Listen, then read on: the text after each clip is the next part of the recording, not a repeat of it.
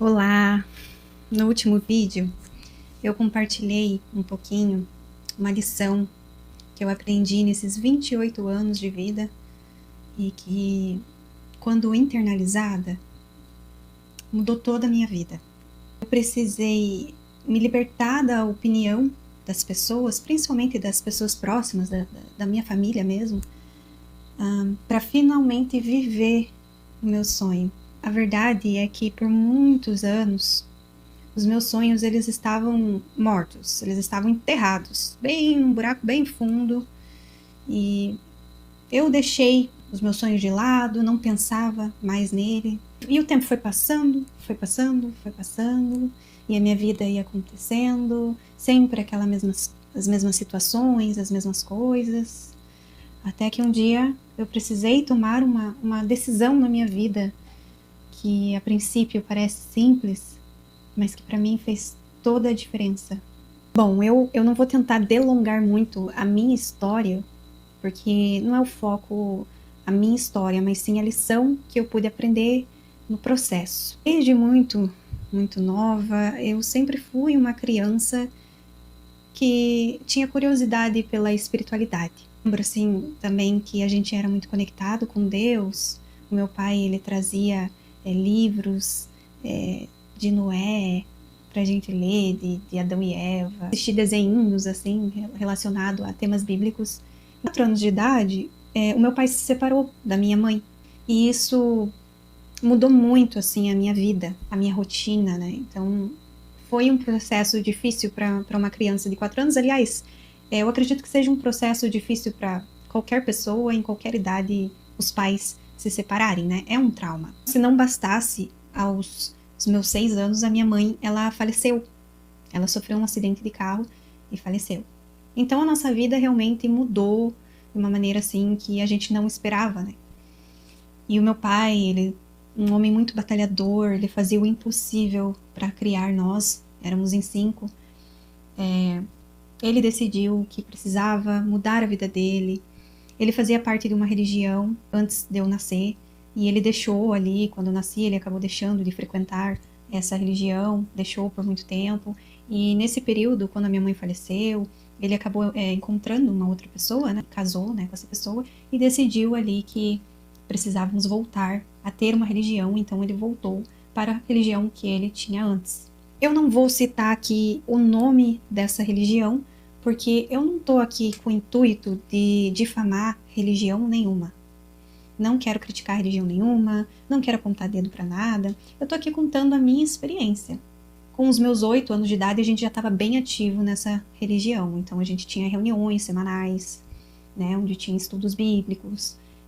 Eu também passei a ter estudos bíblicos em casa com uma instrutora que vinha, a gente estudava um livrinho infantil sobre passagens da Bíblia. Então era bem legal, assim, sabe? Uniu bastante os nossos irmãos, também a minha madrasta, né? A gente criou uma conexão maior, enfim. Tínhamos também um trabalho que a gente fazia todo final de semana, um trabalho de pregação de casa em casa. Então a gente cresceu ali naquele meio, né? Eu falo a gente porque eu e os meus irmãos. E quando eu tinha 13 anos de idade, eu me batizei nessa religião. Só que eu era uma menina. Hoje, eu vendo, eu penso, eu era muito nova para tomar um passo tão importante, né, para pegar tal responsabilidade dentro da religião. Eu não digo batizado em si, porque eu ainda acredito que se batizar é algo que se deve fazer, porque eu ainda sou uma pessoa cristã, por mais que eu não tenha uma religião, eu sou uma cristã. Então não estou falando da questão de ser batizada, mas estou falando da questão de ser batizada dentro daquela religião. Então, a partir do momento que eu era batizada dentro daquela religião, eu entendi que eu tinha que cumprir todas as doutrinas, vamos falar assim, as regras da religião. Bom, a religião que eu estava naquele momento ainda é até hoje uma religião assim bem diferente do que a gente está acostumado com por exemplo, ela não é uma igreja evangélica, né, que a gente tem bastante e tudo mais, né, é a parte, assim. Então, não se pode comemorar aniversário, comemorar qualquer data, assim, que Dia das Mães, Natal, não se podia cantar o hino nacional, então eu, como uma jovem que estudava, às vezes tinha que encarar essas situações lá no colégio de estarem, né, cantando o hino e eu ter que ficar quieta, né? Então, para um adolescente, 13 anos, realmente é bem confuso, é diferente. Mas a gente acredita, né? Passa como a gente cresceu, eu cresci, né, nessa religião, eu achava que aquilo era o correto, portanto, seguia ali, né, certinho o que era esperado. Só que a parte mais difícil que eu não comentei é que, assim, se você, por um acaso, é removido, tá, dessa religião, que eles chamam de desassociação, no caso, se você for desassociado, você é cortado de qualquer relação com as pessoas, com os fiéis ali dentro. Então, você não pode ter contato íntimo com uma pessoa lá de dentro, quando você é desassociado. Você não pode nem dizer oi. Eu acho que agora eles mudaram essa regra um pouquinho, agora pode dizer oi. Mas na minha época não podia nem dizer oi. E isso incluía os amigos que você fez ali dentro, os teus parentes, caso eles forem, e até os seus pais. Então, para mim, eu enxerguei aquilo como um peso bem grande, como uma responsabilidade bem grande. E eu tinha 13 anos. Eu seguia ali o que o meu pai estava me ofertando, né? Então, e eu tinha uma necessidade grande de agradar o meu pai. Então, eu me batizei e continuei ali. Só que chegou um momento ali da minha vida, da minha adolescência, que começou a ficar insustentável para mim aquilo. Eu já não aguentava mais, assim, e também não entendia tanto algumas regras, mas também ficava ali quietinha. Eu sempre fui uma pessoa, desde criança, muito quietinha. Eu não falava muito, eu sempre escutava mais. E, às vezes, o meu pai sempre falava bastante coisas pra gente.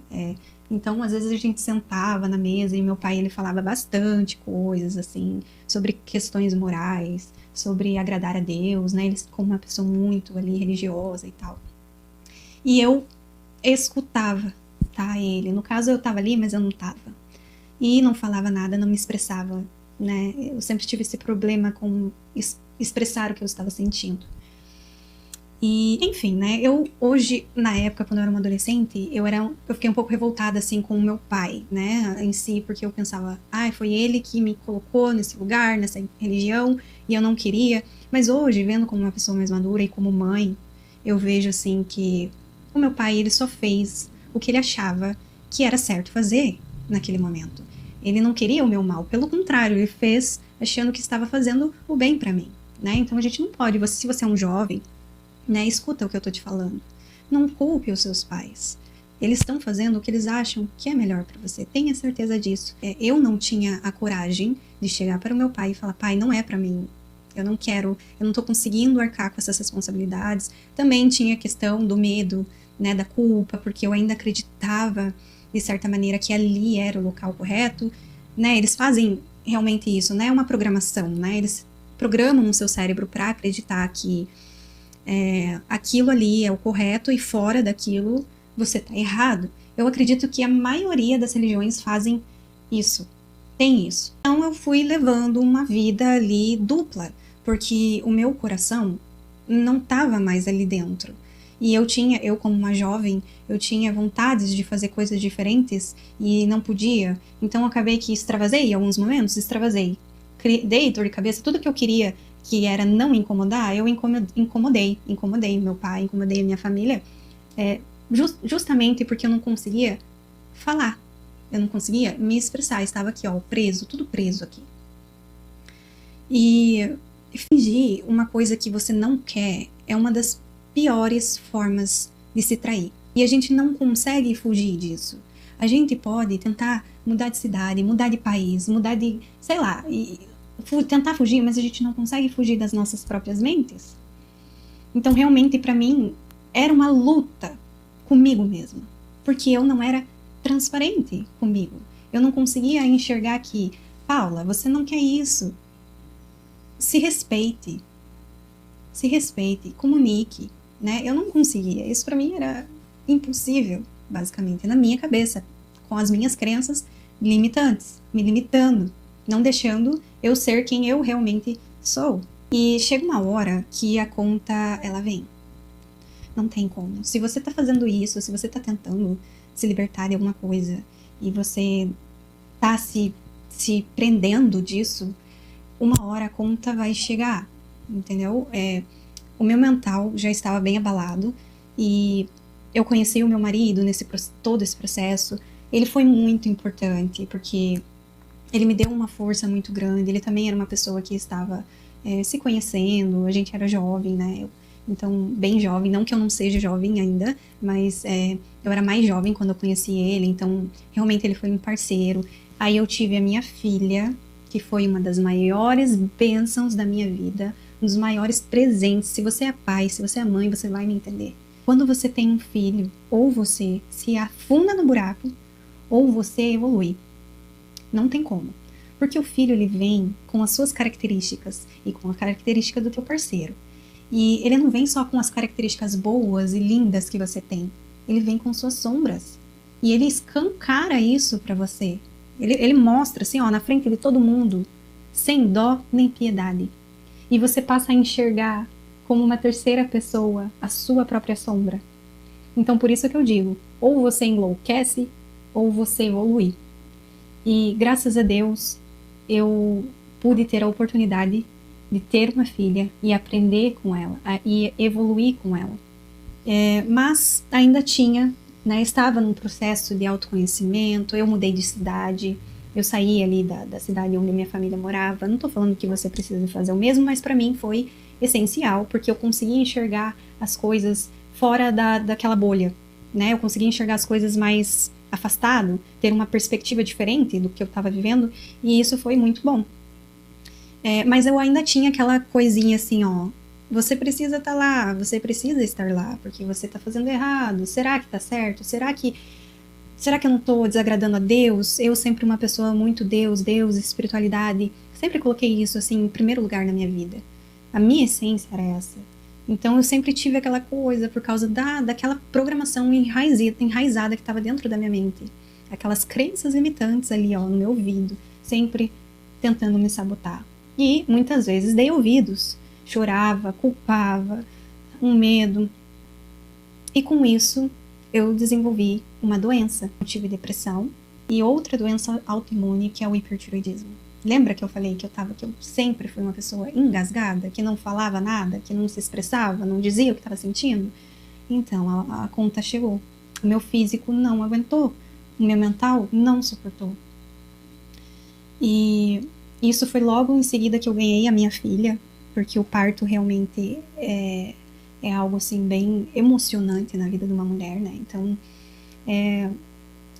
eu já estava abalada, então simplesmente rompeu-se as barreiras e não deu conta e tive as doenças. Com esse diagnóstico, eu comecei a viver minha vida bem no automático. E perdida, muito perdida, não sabia o que fazer, eu não sabia nem por que eu tinha desenvolvido as doenças. Hoje eu sei o porquê, hoje eu sei que foi muitas questões que eu não resolvia comigo mesma. E fugia, eu sempre fui uma pessoa de fugir, eu não queria conflito, então fugia de mim mesma, tentava fugir de mim mesma. Então eu lutava com isso, né, aquela coisa de a religião, meu pai, as pessoas à minha volta, e eu tinha aquela necessidade de agradar os outros. Foi só quando eu decidi de verdade, olhar para mim mesma, para dentro de mim, que as coisas começaram a mudar, tá? E eu não vou dizer que foi do dia pra noite, foi um processo lento, porém muito, muito benéfico para mim. Foram em torno de 3 anos, e eu digo para mais, porque hoje faz 3 anos, mas a gente sempre está evoluindo, a gente sempre está aprendendo, a gente precisa mudar coisas nas nossas vidas por longos períodos, né? Não é assim do dia pra noite, demora, então a gente continua aprendendo, né? Mas o pontapé inicial foi há 3 anos atrás, quando eu finalmente pensei, eu preciso encarar as minhas amarras internas, que eu consegui evoluir. Nesse processo, eu comecei a pesquisar, a entender mais sobre a mente humana, como funcionava a mente humana, comecei a estudar sobre física quântica, sobre matemática, várias coisas da ciência, várias áreas da ciência. entendi que a espiritualidade e a ciência podem andar juntas e devem andar juntas. Uma complementa a outra. Eu via, né, no YouTube relatos de pessoas que tinham sido dessa religião e que passavam pelas mesmas coisas. Comecei a ver e pesquisar mais sobre a origem da religião e coisas mais assim específicas mesmo. Então tudo isso foi me libertando, sabe? Foi me abrindo os olhos. Isso foi essencial, sabe, para mim. A aceitar com mais facilidade e remover as crenças que me limitavam. E não tem que eu falei para vocês que eu tive um problema de tireoide e tudo mais, a depressão e tudo mais. Olha, eu vou falar para vocês, tá? Uma coisa. Eu tomava remédios, né, e tudo mais, e os remédios me faziam muito mal, e eu não via avanço nenhum com remédio, era muito pouco, me deixava apática e tudo mais. Então eu decidi dar um tempo. Eu pensei, eu vou parar por conta. Eu deixei um pouco, assim, os remédios e comecei a aplicar o que eu estava aprendendo, tá? Comecei a usar a reprogramação mental e que eu era capaz de ser uma pessoa saudável, que eu poderia ser uma pessoa saudável. Comecei a me alimentar melhor, né, beber água. Eu também, além de eu me afirmar coisas, eu agia, né? Então a gente não pode também só afirmar. A gente tem que afirmar, tem que acreditar que aquilo é capaz de acontecer e agir de acordo. Então eu comecei a fazer isso e por isso que eu estou aqui hoje contando. É porque eu consegui curar essa doença só mudando o modo de eu pensar. E foi maravilhoso obter conhecimento, porque eu estava vendo uma live de um psiquiatra que eu não lembro o nome dele agora, mas eu vou deixar aqui escrito para vocês o nome dele. E ele disse uma coisa que eu levei para mim e foi muito importante, e que isso é comprovado, inclusive, que 30% da cura, do avanço, é o remédio. Os outros 70% é a mente que vai te curar, é a sua própria mente. Então eu peguei firme nesse 70% e eu consegui curar a minha condição. Eu não tenho mais hipertiroidismo, eu não tenho mais depressão.